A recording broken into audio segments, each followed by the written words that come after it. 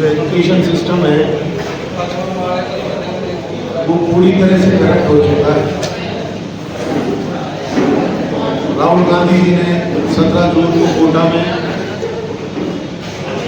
छात्रों से संवाद किया और देश की शिक्षा की क्या स्थिति है उसको समझा।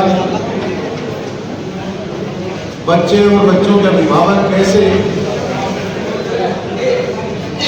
मेहनत के अलावा अपना पैसा लगाकर बच्चों के भविष्य के लिए सब कुछ दांव पर लगाते हैं और उसके बाद भी उनके बच्चों का भविष्य क्या होता है, बच्चों का जो कैलिबर है वो बढ़ नहीं पाता। बच्चे जिस काबिलियत रखते हैं जो वो काबिलियत उनकी देश के काम नहीं आ पाती।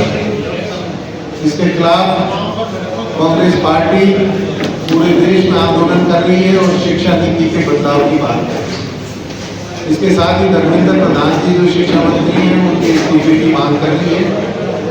नीमका थाना में भी आज देश की शिक्षा नीति के खिलाफ राहुल जी के साथ कांग्रेस से जनता बुलाकर हम लोग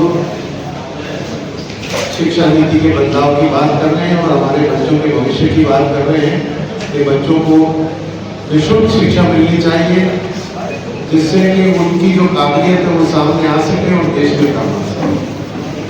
26 क्या है ये 2026 का पेपर परीक्षा होने से पहले बाहर आ गया। ये प्रश्न पत्र व्हाट्सएप पर 5,000 से लगा के 30,000 तक बिका और बड़ी हैरानी और हैरत की बात है राजस्थान के अंदर ये पेपर 30 लाख तक बिका है। पूरे नीट के अंदर 22.60 लाख परीक्षार्थी उपस्थित हुए हैं जिसमें सीटें हैं 1.29 लाख। तो आप उस बात का अंदाजा लगा।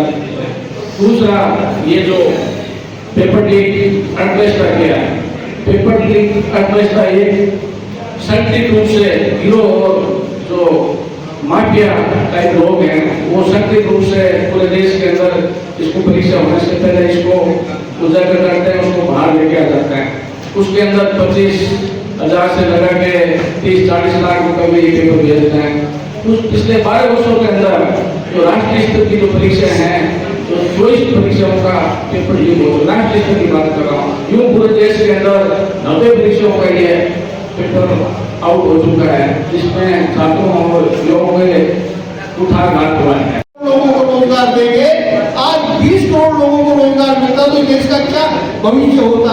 तो इस तरह से ये जो झांसा पट्टी जो है ये नहीं चलनी चाहिए और शिक्षा को बाजार लोगों को बनाकर सरकार अपनी जिम्मेदारी ले।